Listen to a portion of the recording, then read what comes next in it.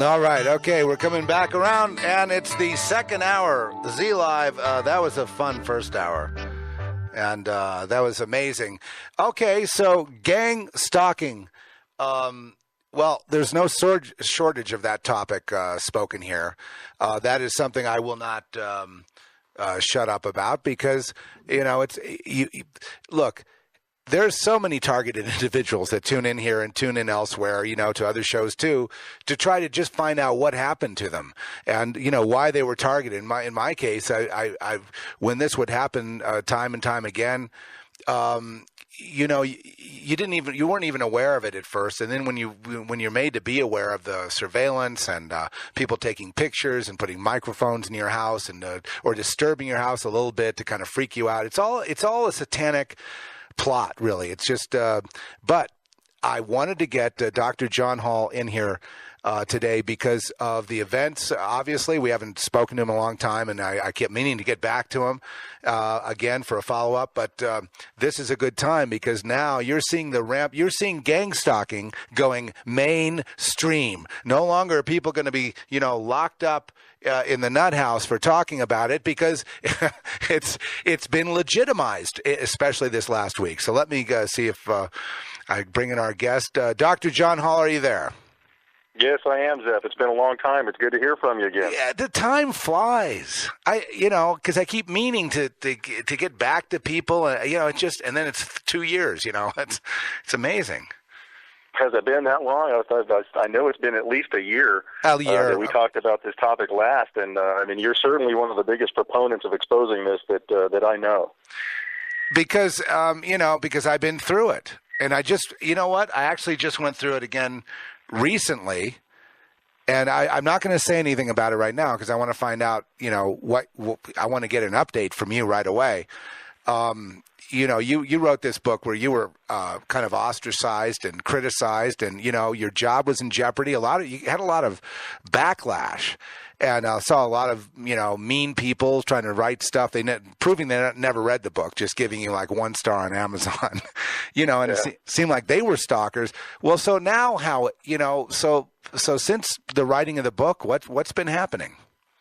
You remember the book is called A New Breed, Satellite Terrorism in America, right. And it goes through not only the gang stalking aspect of this, but electronic harassment, which goes hand in hand. A lot of changes in the last, especially in the last year. You're right, it has slightly started to become more mainstream. There are some mainstream media sources starting to pick up these problems. And there's some people, some stars and celebrities starting to come forward with these complaints, which is actually done it a little bit of good. Of course, there's still the general public consensus that it's all mental illness. And even with the celebrities voicing these complaints, it goes along with it. But that's how it's designed to work. It's designed to make one look mentally ill. But you're talking about the Quaids. Yeah. You're talking about Randy Quaid, and he came forth with a stunning admission of all this.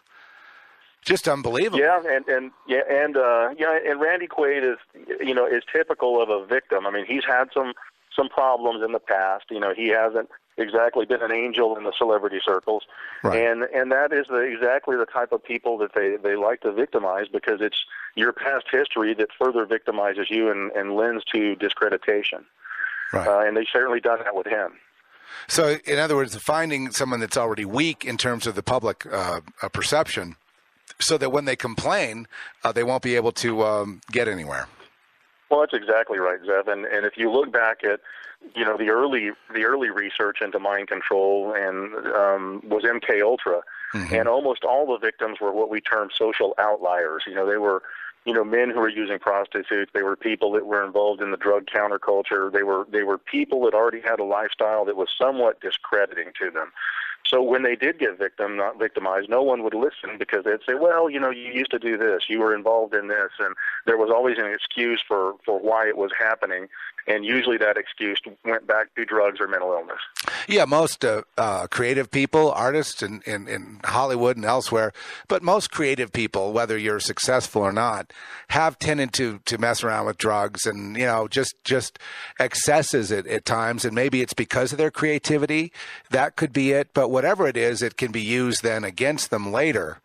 And you can never live it down. If you've done time in a rehab, for example, You know, that record follows you. And even though and even more than that, you know, I don't know if you've noticed, there's commercials out right now that have Glenn Close and several other stars that are standing next to people that have had, you know, mental health diagnoses, wearing T-shirts where, you know, one T-shirt will say support system and the other one will say bipolar disease, and they're trying to mainstream this attitude that it's okay to be mentally ill, that, you know, these are people and they have a problem and it can be corrected or be dealt with. But that's just far from the truth in real society. In real society, once you're diagnosed with any type of mental illness, you're looked at differently. You're looked at differently in society. You're looked at differently in your job. And usually the downhill slide starts after a false diagnosis. Well, yeah, and that's why I had one of our listeners, who happens to be a doctor. He wrote up that I was sane, and that I was of sound mind and body, and he, you know, wrote it in an official document and signed it. He said, "You might need that."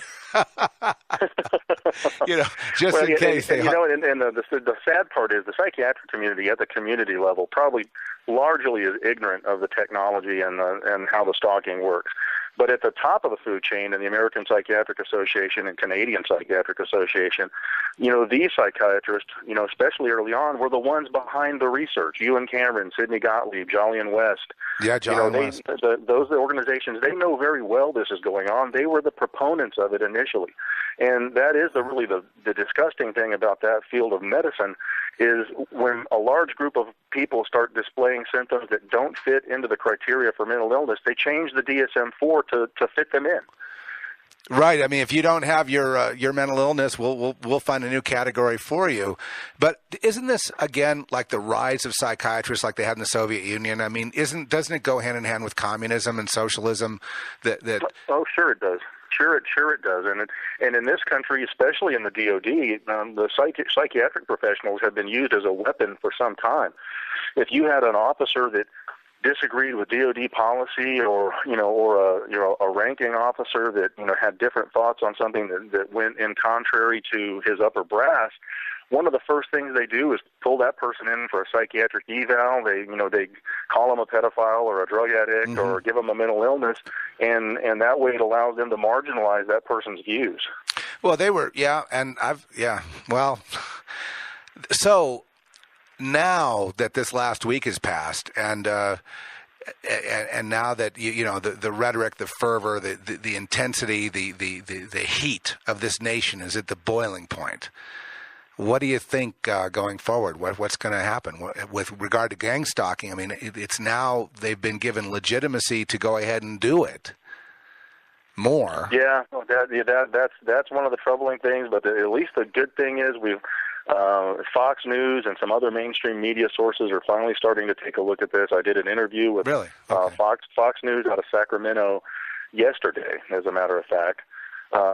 There's a individual, and I'll go ahead and mention his name. He's actually got some stuff out on the web. His name's Jesse Beltran, I won't say his particular case, but he was witness to something that was kind of bad, and immediately started being gang stalked and electronically harassed afterwards. A very credible individual. What's his last name? His last name, sir? Beltran.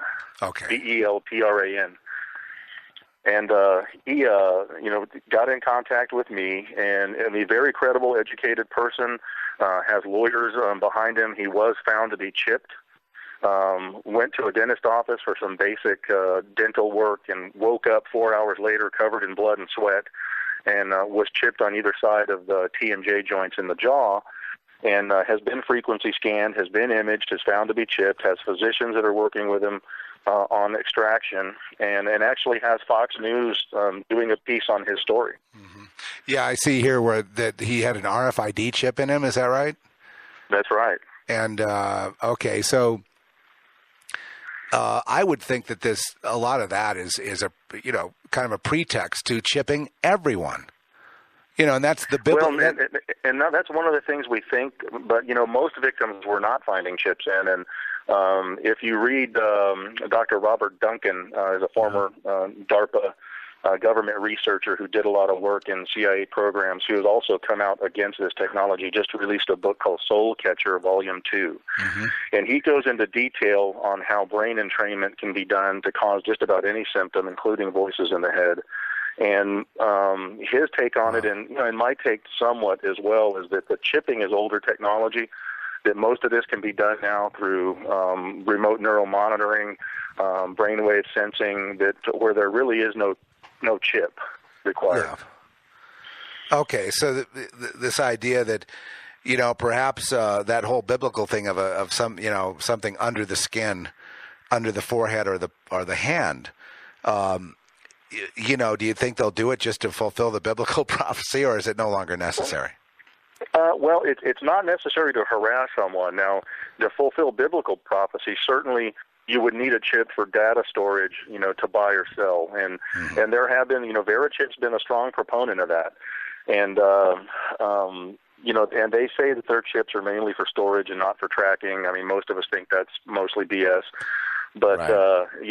That part of the prophecy certainly is true. And if you look at the current health bill, unless we get it repealed, there is a provision in the Obama health care bill for chipping, to have your medical data in a chip in your forearm. So there it is, the beginning of that kind of thing where eventually nobody could buy or sell with it. Yeah, it's amazing how it's going. I mean, it's supernatural and natural at the same time. It just seems to be going at such a quick pace that one almost gets this idea that we are really living in that last period of time. I cannot imagine this going, the end game here, going further than we are now, I guess, would become sort of a lockup type tyranny. Everybody tattling on everybody else, people being put in internment camps, neighborhoods being patrolled by military vehicles, and that sort of thing. I mean, that's the next step if we don't do something about it.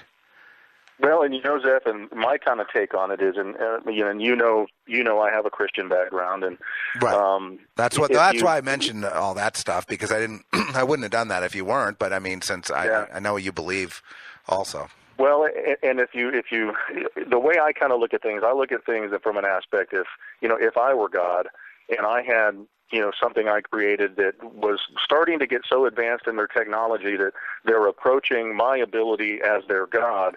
Well, in my take, it would be time for that creation to go. And we're at that point now where he said very dispassionately, by the way. That's okay. Time for this. Okay. Go ahead. No, I thought if it's time for a break, I was just going to say we now have the ability to read each other's thoughts, the government to hear your thoughts in real time, and actually control the mind.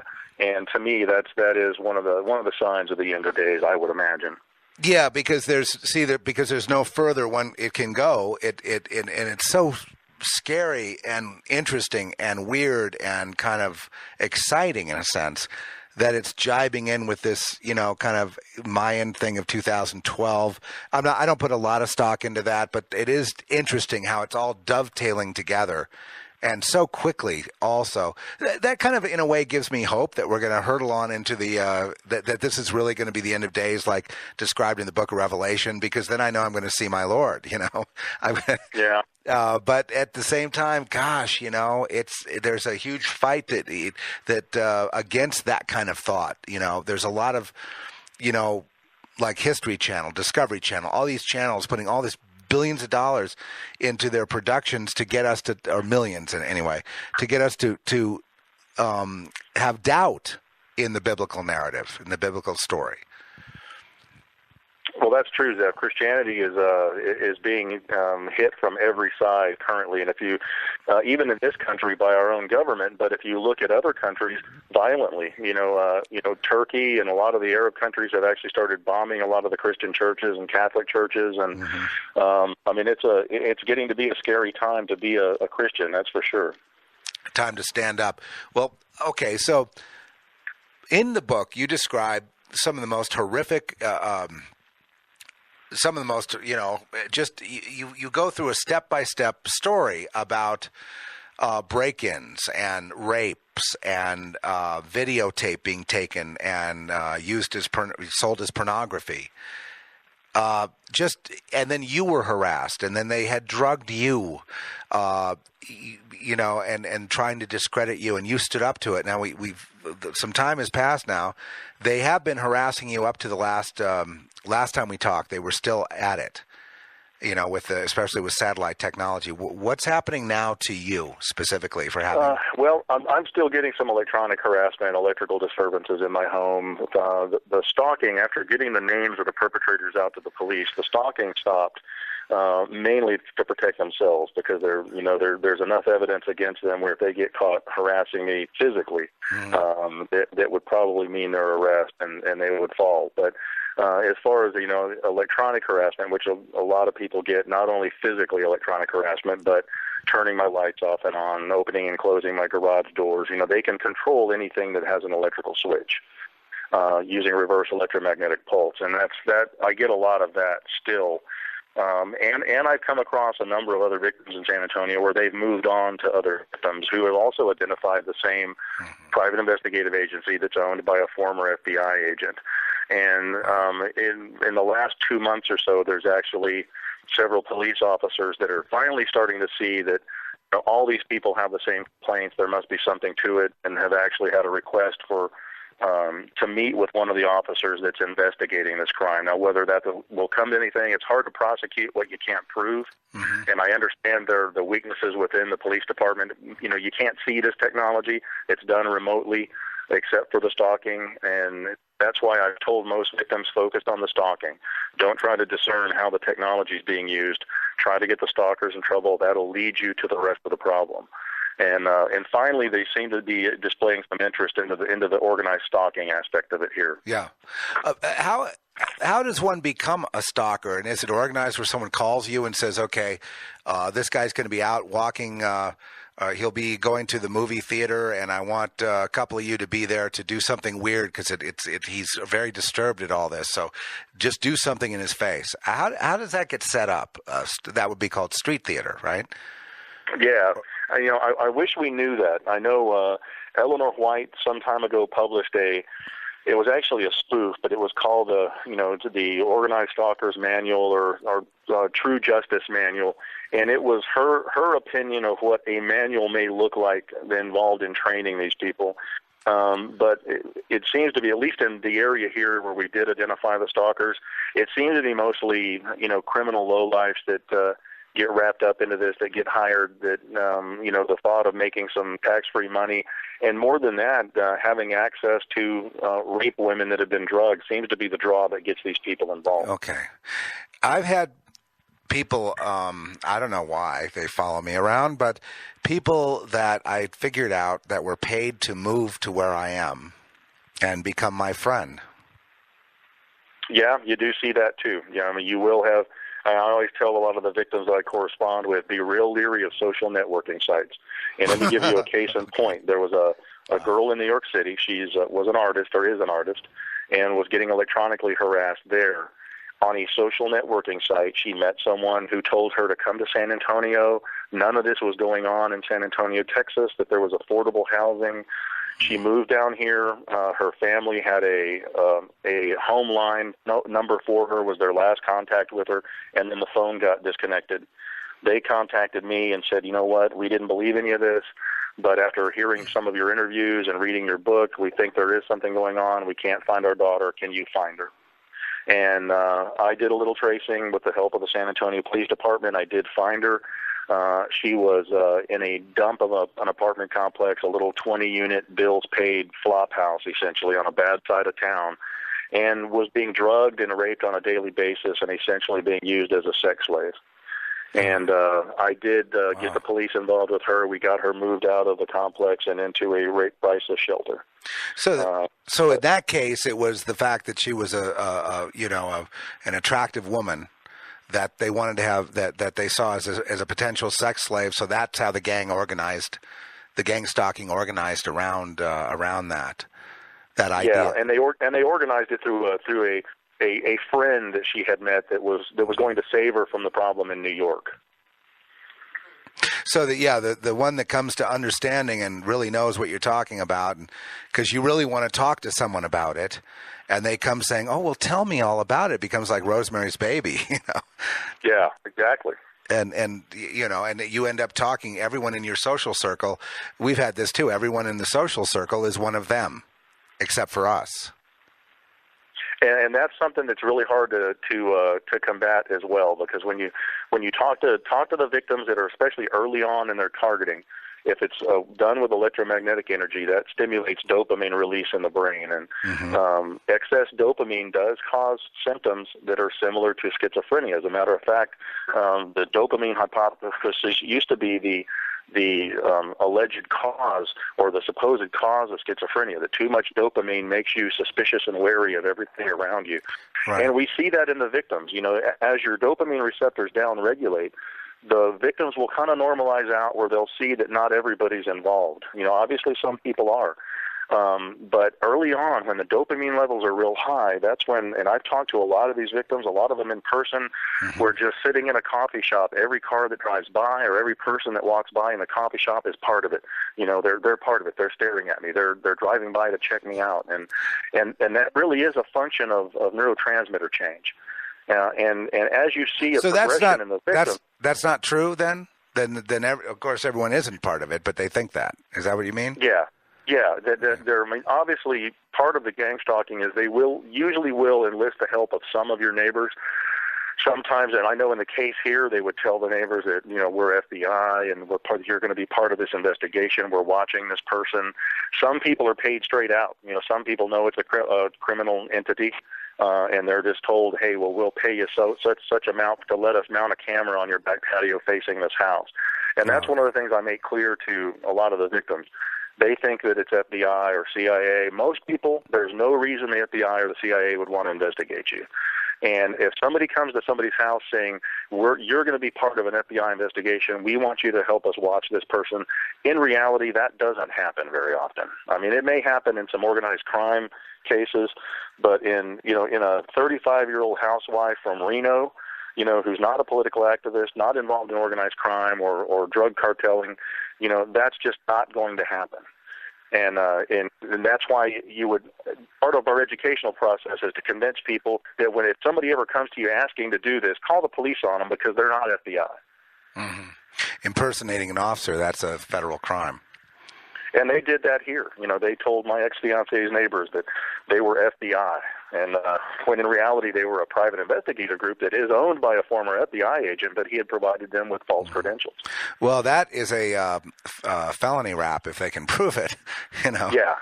But okay, so yeah, it's not everybody, but in the case I'm talking about, in terms of a tight-knit social network, it seemed like friends that they went away and new people came in, and then it became like a different, like I say, a group full of them, and it wasn't paranoia. They were all working together, and ultimately. And let me ask you another question about this. So let's say they get the surveillance in the house, they get the cameras going. What do they do with all that footage of you? And do they know it's you and your name? Like I've seen where they had a camera, a mile away, with a strong lens on it. What are they doing with all that footage? Well, in the instances where it's sexual assault, there are foreign websites that do air live rape footage and snuff film type footage. What they do with the rest of it is anybody's guess. You're right. That's a lot of data to store. I would imagine it's probably not being stored and only used for real-time surveillance. And as far as the cameras, a long way away, they have now dome-type cameras that have very clear images, from a long way away. And I've actually done some work with, some of these, pan, tilt, zoom type cameras that actually are in a weather shielded dome. And I mean, you can get pretty close up images from, at least a quarter of a mile away. Yeah. And the thing is most people that have a camera like that, they've got to be working for somebody. That's not some homeowner, right? No, actually, those are available. They are expensive. I mean, you're talking about $1,000 camera, right? But that's not outside. They can be bought from just about any spy shop or online. They're called pan tilt zoom cameras, and they're available to anybody in the public. And I mean, all you would have to do is mount it to the top of your house if you're on a high spot, and you could zoom in on just about any of your neighbors. Okay, and then what about infrared? Well, infrared and FLIR and X-ray imaging are what they're using to actually see people indoors. And that also allows for anatomically correct attack using directed energy. Mm-hmm. The other way they're doing it is with brain entrainment, where they have a pre-patterned set of experiences, emotions, or physical symptoms that once the brain entrains that extraneous frequency, it will start to envelop it and resonate within the same frequency, and then that individual will display anger if that's what they're trying to target them with, or depression, or twitching, or heart problems. Allergy attacks are another common one. You can actually stimulate the brain to produce histamine, and that's brain entrainment, and that's what I was talking about earlier with the area of harassment where you really don't need to be chipped for it to happen. Okay, so, they can trigger people, like if they know people are on the edge or whatever, like this guy, this Lochner guy, and in Tucson. Could he have been zoomed in on or beamed?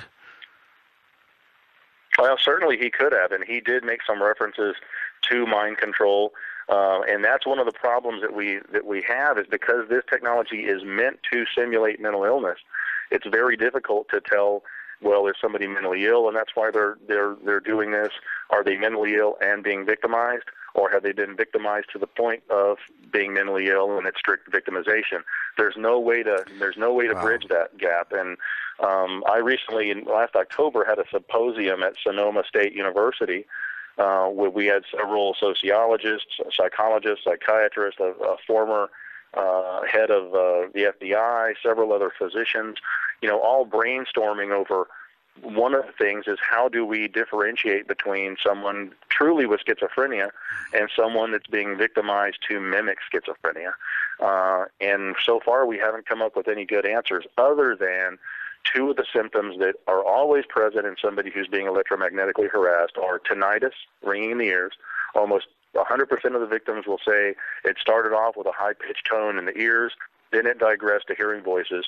The other symptom is called phenomes, and that is where, when you're trying to sleep at night and your eyes are closed and you're being bombarded with electromagnetic energy, you'll see flashes and streaks of light with your eyes closed, and that's from direct stimulation of the optic nerves.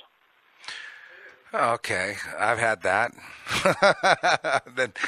The ringing in the ears, from time to time, but the flashes of light, definitely.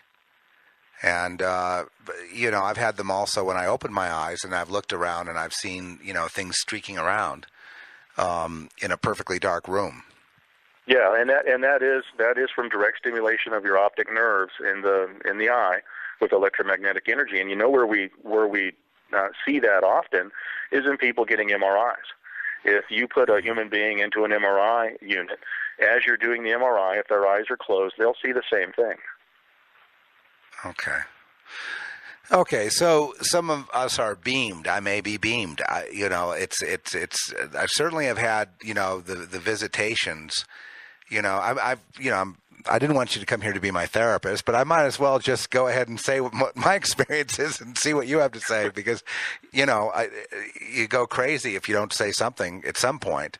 I've been talking about it on and on, and I've had lots of people who listen to this program are targeted individuals.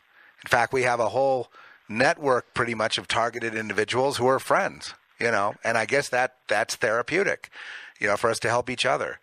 But it seems to me that my targeting began when I was in childhood, and it's been kind of on and off ever since. Like I say, some of these scenarios, like paying people to become, a friend, to move where I am and then become friends. And it's strange. And then usually it's almost like spiritual warfare. We get, they get run off eventually. And you wonder. I guess what happens is I don't, I pop the thing. I find out about it. I figure it out, and then they run away. Well, and that's why, and what you're describing happens quite frequently, and that's why when I correspond with a lot of these victims, I tell them, watch out who you meet on social networks. Watch out when people are coming up and intentionally wanting to be your friend. Be real cautious. Especially be cautious who you talk to this about. And as you said, that's one of the pluses of having a TI group in your community.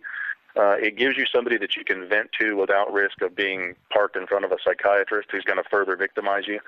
And we've tried to foster, through Freedom from Covert Surveillance and Harassment, we've tried to foster splinter groups of that organization in every state, because this is nation, it's global, but in this nation, who most of the people that I correspond with are here, it's in every state. And the only state where we're not seeing gang stalking along with the electronic harassment are in states like Minnesota, Dakotas, Wyoming, and that's strictly a function of not enough population there for them to put boots on the ground to stalk you. Those people are still getting electronically harassed. They're not noticing the breaking and entering and the stalking, and that's strictly because they don't have people there to do it. Wow. Boots on the ground would mean, obviously, having people in your neighborhood, people that you know, people at the gym, people at work, which is called mob stalking, by the way, at work. It's when they turn against you en masse, almost, orchestrated. And you wonder what they're getting out of it. And what we know from Dr. John Hall, my guest today, author of A New Breed, and go check that out. It's on our website. You can get there by going to ZephDaniel.com. It'll bring you to the website, and you click the book on, and it will take you to the site where you can take a deeper look into it. But there's numerous or various motivations, right, John? I mean, there's a lot of different things that they get out of it. For some, it's just sex. For some, it's perhaps thievery. For others, there's some kind of a surveillance thing involving the government or, psyops or something. Well, that's exactly right, and I think what it all boils down to, if you work your way up to the top of the food chain with this, most of us think that this is a continuation of MKUltra experimentation. These people didn't come by this technology haphazardly. They all do appear to be networking. It seems to be getting done with a manual, because every victim is complaining of the exact same symptoms, the exact same scenarios as far as the stalking, the breaking and entering. I mean, there's some other smaller things that everybody is seeing. A lot of people will find a real fine volcanic dust that collects all over their house. We've had several instances here in San Antonio where these perpetrators have actually spilled this dust. And it looks like the dust that, if anyone owns a chinchilla, it looks like volcanic dust, the kind of dust you get for your chinchilla to bathe in. It's usually placed in the air conditioning circuit, so it scatters out around the house. And its purpose is to get into your clothes and get on your skin. So when you do leave the house, where they can't use X-ray imaging on you, and it's at night, and they're down to having to use thermal imaging or infrared imaging, it lights you up in the dark under infrared imaging. And that's one of the other things that we see. And everybody complains about finding this gritty dust in their house. So that tells us that part of it, at least, that these people are being provided with the technology. They're being provided with a manual of what works and what doesn't work. Mm-hmm. And that lends itself back to that the government is giving people access to this and then sitting back and watching and taking notes. And that's exactly how MKUltra was done. It was done through front companies, and it was done through universities to make it look like legitimate research. Well, do you think we're going to see more violent Dr. Jolyon West, let's take him for an example. Okay, if he were alive today, he'd be heading this whole operation up probably. Yeah. And so he was the one that was with John Hinckley. Sirhan was his first big hit. You had Timothy McVeigh. And he was the top psychiatrist in on that. I mean, so this guy's really behind. I mean, it's almost like he was the architect of a lot of this. Oh, Jolyon West was one of the big players in MKUltra from the beginning. And if you look at some of his research, he was a proponent of using mind control to civilize urban environments. Mm-hmm. And especially in California, that was one of his big studies, was using this type of technology to civilize black unrest in black urban environments in California. That's right. So, that was in Malibu at the Nike missile base. He wanted to set up operations there. It was under Reagan, I think. And I remember the program. There was some news on it, and it broke, and then it was covered up. Yeah, and that's one of the things that we're really combating is all of the research is out there. And if you look at, the government doesn't spend $1 billion on researching mind control just to see it all in with the Church Committee and the Rockefeller Commission. It's continued on. It's just the only thing that stopped was the leakage into freedom of information. Okay. Where we are today with the Obama administration, obviously a certain kind of, I almost see this like Soviet Russia, the rise of psychiatry, the rise of surveillance, the rise of putting more and more surveillance out there. I mean, this is it's all coming to fruition. Do you think it will go more or less mainstream where it won't be surreptitious, where it would be more in your face? Like, for example, what I mean is there would be, say, a checkpoint in a psychiatric questionnaire to fill out at the checkpoint between, Texas and New Mexico. Say I'm going to drive down to San Antonio to see one of your conferences. Okay, I'm on my way to San Antonio, and I get hit at a checkpoint, and I fail the psychiatric exam.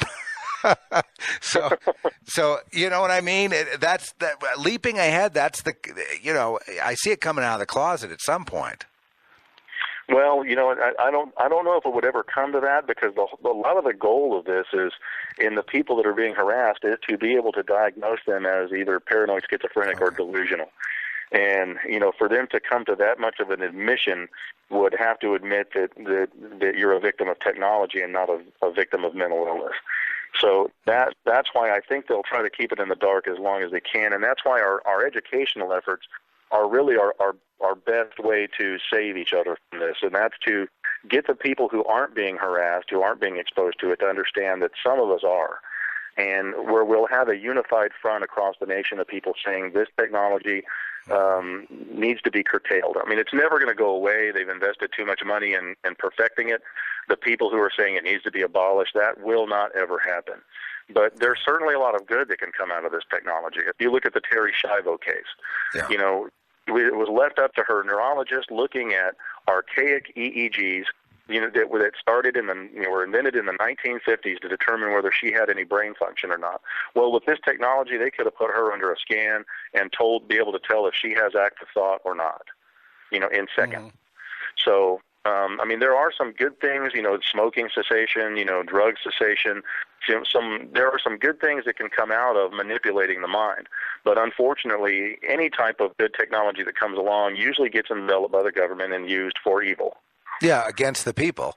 And, which is what we see today with, I don't even know how people would even pay attention to the gang stalking now, because people are being taxed to death, they're being thrown out of work. And, probably the gang stalking business isn't what it used to be in terms of, like you say, boots on the ground. You got to pay people to go into these communities, set up shop, and then hit their targets, right? Well, and that's still pretty easy to do. And one of the things, I don't know if you've experienced this, but most TIs noticed money being taken out of their accounts. And part of this technology is the ability to know all your passcodes, especially those people who do a lot of their banking online. Well, any code you can think of, they have, including the code to your alarm at home. That's how they get around your alarm, the codes to your passcodes to your checking account. Most of this is being financed through electronic bank fraud and ghost mortgaging. The group here, all of the PIs that were involved in the case here, all were either real estate agents or mortgage brokers on the side as well. And most of their financing was being done through creating ghost mortgages, where you get a large sum of money, get the cash, and then never pay the mortgage back, and it's all done under a fake name. And when you have people that are working from the top as a mortgage broker for a bank all the way down to the person actually selling the real estate, that's very easy to manipulate. Okay, yeah, some good advice, and all right. So you've come forward, and you would be a target, obviously, for some of this kind of stuff. Do you think that your public voice on this really controversial topic, and a topic that gets you in trouble, people think you're nuts, has being public helped? Well, it certainly hasn't. It didn't do my career a lot of favors initially. It's mainstreamed enough now where people, rather than just thinking you're crazy, at least most people now will go, yeah, I guess that sounds like that's probably possible, knowing the technology we have now. The generation under, you and I are about the same age, and the generation under us, the 20-year-olds, they grew up watching enough movies and hearing enough about this technology where they don't have a problem believing it. It's the people that are over 40, into their 50s and 60s, who unfortunately are also the people with, some political and financial connections to help make this go away, yes, that don't necessarily believe it. And the ones that are very patriotic just find it hard to believe that our government would experiment on us. Despite having this most recent Guatemalan incident where Hillary Clinton had to do a public apology to the country of Guatemala for the CIA and the CDC intentionally infecting these people with gonorrhea and syphilis, to study it covertly. They still just refuse to believe that our government would experiment on us. Oh, well, but at the same time, these are people that, they're living in denial because they don't want to see their country as evil, and they feel, some of them, too old to do anything about it. It's too big of a problem if it's really true. How are we? It's too negative. It would poison their outlook on life. And then there are others of us who just think, okay, so you roll your sleeves up and you get busy. You just have to go at it. Okay, free speech. When they start curtailing free speech, this may be one of the things that they don't want you to talk about. But or it may be that it's just too exotic. Still, the government is really tracking people that are talking about, politics and are really angry people, and they're starting to target in on those, as potential killers in the future. At one of my conferences, I had an older gentleman came out to me and he said, you know what, it's an interesting topic. He said, and his take on it was, he said, you know what, the only problem I have with this, if our government had this capability, he goes, somebody would have been complaining about it before now with some credibility. And I said, well, that's already happened. That's been happening for a decade, or longer, that people have been complaining about this. And he goes, but all of those people are crazy. And I said, well, that's exactly how this technology works. It doesn't matter what your credibility factor is. If you come out and look at, Quaid's been a successful actor. I've been a successful physician with a good practice with no malpractice claims, and nothing against my sensibility as a physician. Right. And the same thing happened to me. The minute I wrote this book, half the people thought I was a genius, the other half thought I was wacko. And I told him, I said, that's exactly how this is meant to work. It's meant to make people who don't know anything about the technology question the sanity of those complaining about it. Oh, gosh, they got it. Yeah, they got it kind of sewn up. They have the advantage, definitely, the perpetrators of it. And but like you said, these networks are global. So you would say the same thing is going on in Europe than we see here. Oh yeah. I've had there's a very large group of TIs that contact me on a regular basis from the UK. I've recently heard from several TIs in Germany, from France, from Italy. Recently had a TI that has corresponded with me on a regular basis from Yemen commit suicide. Oh. It's a global thing. Yeah, and every industrialized nation has worked on this technology. Okay, so suicide. Now that's a common theme here.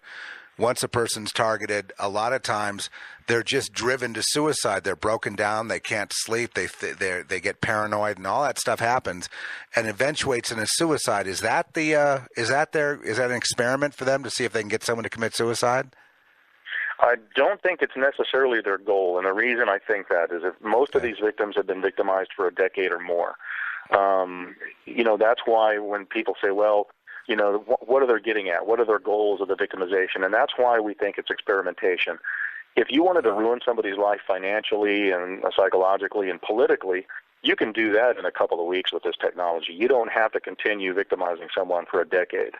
And I don't think their ultimate goal is to force the person into suicide. I think that's an unfortunate side effect of it. Mm-hmm. I think if from a medical point of view, there's only two reasons to study someone for a decade, and that's a behavioral study to see, how far you can make someone go under your control, and a cancer study. And that's if the ultimate goal is to use this globally to control the mass of the population, you'll want to know what type of weird cancers its exposure is going to cause over a long period of time. So so for men, there's a prostate cancer epidemic, a prostate problem epidemic all across the world, to the point where they're advertising tons of these prostate products where they never used to. Back 10, 12, 15 years ago, there was not much, if any, of that kind of medication or, herbs or whatever it is they're selling. That was not really promoted in commercials. Now, talk radio, they just openly talk about it like it's everybody. What in the world happened there? Plus breast cancer for women. Well, and electromagnetic energy, they're finding out, does have some long-term side effects, even what you're bombarded with naturally. There's virtually no place to escape electromagnetic pollution anymore. We found out that long-term exposure to non-ionizing radiation certainly, can cause blood changes, lymphoma-type changes, mm-hmm. various types of cancers. If a lot of these people are being chipped, the chips themselves, even Verichip is one of the major makers of storage chips, implant, and in their own mice studies, these chips had a 10% incidence of causing cancer in mice. And an interesting, just wanted to bring it up in case you haven't heard about it, there's an inventor in Georgia named Bob Boyce, B-O-Y-C-E, invented a way to harness free energy to charge batteries. And he had a government official was interested in his patent, took him out to dinner, apparently drugged him. He woke up some days later, a month or so later, was working in his lab, which involves an anechoic chamber. It's a frequency-free environment to do electronic work, when he noticed an extraneous frequency in the room. Well, he traced it back to his shoulder, where there was a growth on his shoulder. The surgeons removed the growth. It turned out to be melanoma, and buried within the melanoma was a Verichip. There was a second Verichip found in him as well. These have been removed, have been identified in Georgia. And if you Google Bob Boyce, you'll see that this has actually made some media waves. That's amazing. And it gave him melanoma then. Oh, wow. Yeah. So, so the radiation is, the body can't really handle it. That makes sense, and the electromagnetic waves have been, a lot of people have proven that to be, cancer producing if you have too many of them. That's why a lot of people have gotten rid of, including me, have gotten rid of their microwave ovens, because the electromagnetics go into all the food, and if you're standing there, go into you. Well, and if you look at most of the studies on non-ionizing radiation and microwave pollution have come out of Norway and Switzerland, mm-hmm. And are based on cell phone radiation studies. And anybody who thinks that your cell phone doesn't cause electromagnetic pollution, put it 10 feet away from a radio or a TV and call it. You'll see that it disturbs everything with usually in a 5 to 10 foot radius around it. So there certainly is a lot of electromagnetic pollution that comes out of cell phones. And most of these studies have found that there is a higher incidence of certain types of brain tumors and ear canal tumors, and lowering of sperm counts in men that hold their phone in the pocket near the groin. Mm-hmm. However, then when you look at the counter studies that usually come out that are funded by the cell phone companies in this country, they say, oh, no, these are rare instances, and it's not a common finding. Who are you going to believe? Are you going to believe an independent study out of Europe, or are you going to believe a cell phone company-sponsored study out of the U.S.? Exactly. And the thing is with the laptop, I have a laptop which when I have the shortwave radio, I have an AM/FM shortwave radio. When it's near the laptop, it can't come in. It's blocked. When I move it a few feet away from the laptop, it comes in fine. So that I have noticed. And so even though it's not EMF energy that's coming off, because I measured it, there's a little bit around the keyboard. The laptop itself is putting out the same kind of energy that the cell phone is. So I wouldn't put it on your lap, folks. Have a laptop and maybe, put it on the desk or carry it around. I keep it to the side of me, it's kind of become a necessary thing having it. but it does have radiation, so you're not going to want to put it on your body. They say actually they call it a notebook now, and an iPad. Okay, an iPad's got radiation. You know, and what we'll see probably in this younger generation, the kids that are in their teens right now, I mean, they spend, 23 out of 24 hours a day with a cell phone to their head anymore. Oh, yeah.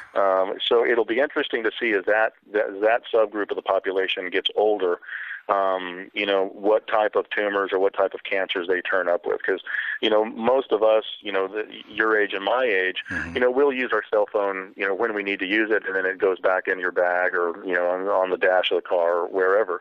But the kids today, I mean, they're, if they're not in class and studying, they're on a cell phone. Yeah, they're texting. They're it becomes a little computer. They're browsing. They're texting. They're talking. It's a complete communication center. They're listening to tunes. So you have the thing in your pocket, like you say, by the groin, list in your pocket, listening to tunes. Well, the only problem there is the cancer aspects, but kids are not going to notice it. It's going to hit you later in life. Exactly. And so, at a certain age, we become susceptible to cancers. And unfortunately, things that you did earlier in life may have toxic effects later that maybe you quit using the cell phone, but it may have an accumulation from childhood. I know that's been with a lot of people that they've done damage to themselves they weren't aware of, but it came out later in life in the form of a cancer. And okay, so I only have a few more minutes here. Is there anything from the room there? Any questions? They're really tuning in. Yes, you're talking. We have a little chat room of TIs. Not everyone is a TI there, but I've just in the last few minutes, I just want to talk about the kind of the two things. Number one, Dr. John Hall. Folks, Dr. John Hall is my guest. His book, A New Breed, has caused quite a good deal of controversy, and he's been, also out there vocal. His own radio show, been on, coast to coast, all the big radio shows, TV interviews.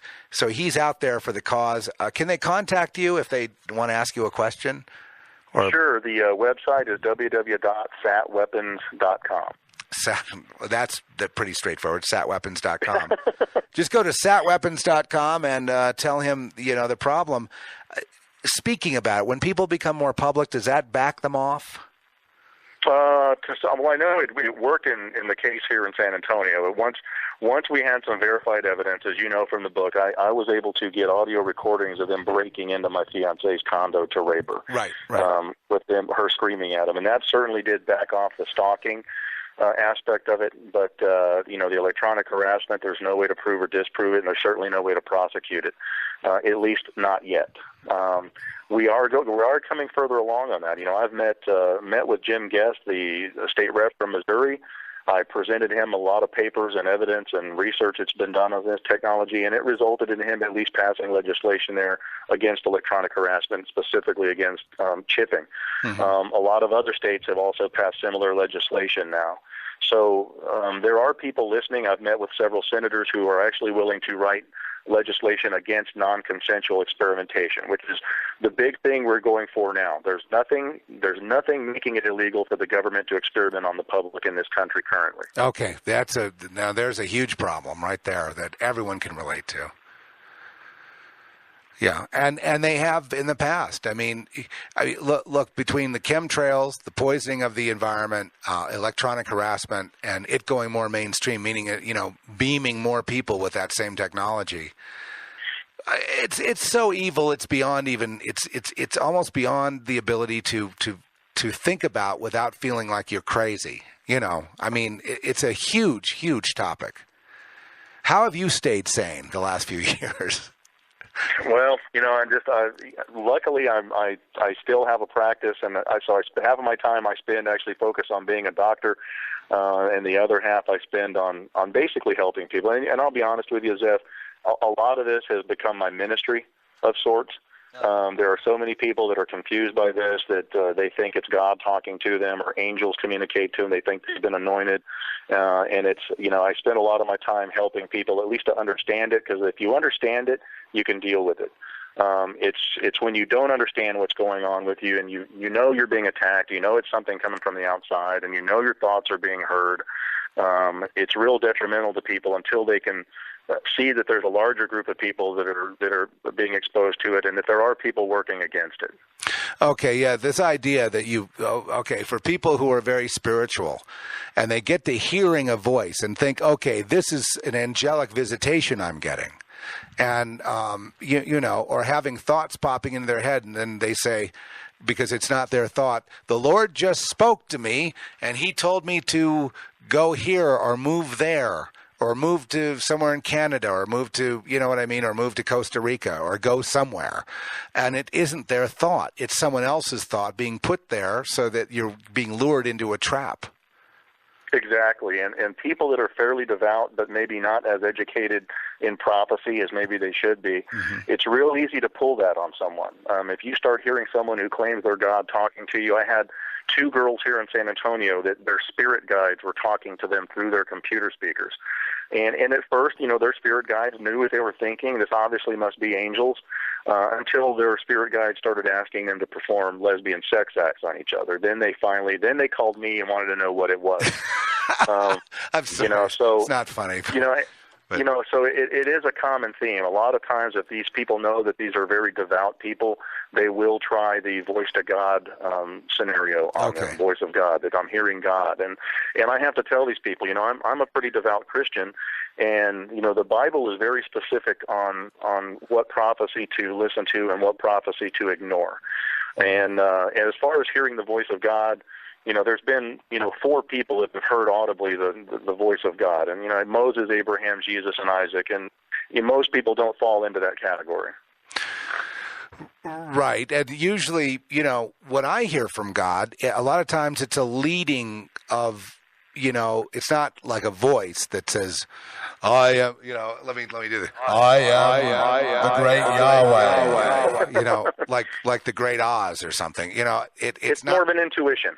Yeah, it's like a leading, like, I think I'll try this, or not a thought that, there was some thought planted in my head. It's just kind of a gentle desire kind of thing.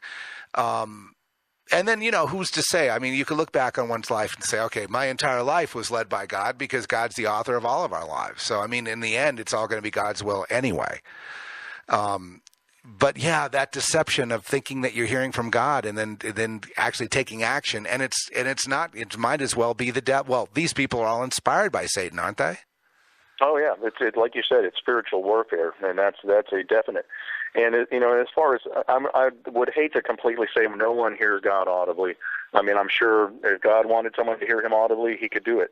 But if you're hearing God in an audible voice and he's telling you to kill somebody, or, to rape someone or to harm yourself, then that's not God's voice.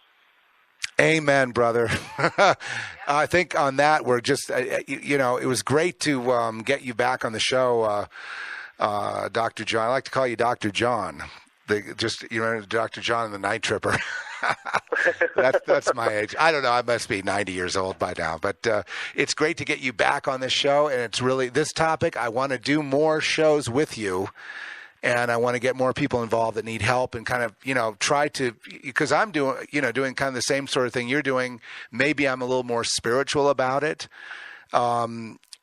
But I am sort of measuring the oppression because I believe we're being massively beamed, lots of us, right now with an anger ray from somewhere, and I don't think that's healthy. And I realize that anger, a lot of it that they're talking about now is not from us. Yeah. It's just. I agree. It's a mood, like they have a mood thing that's going, and I think that they're trying to whip it up. They've been trying to do that with the Tea Party to get them to be violent, and that didn't work. So it's a war. Okay, well, our show is wrapped. Please stay right there, Dr. John Hall. And folks, it's just the hour went so quickly, and I hope he stays there so we'll be able to talk to him briefly at the end here. And I'm just trying to think of what we will go out with. Maybe I'll do a little of this. And, look, any of you have any questions on this, go ahead and, email me, but get on the website, and his website, all the information is right there. And Dr. John Hall, thank you so much for being here, and we'll see you folks next time, Z Live.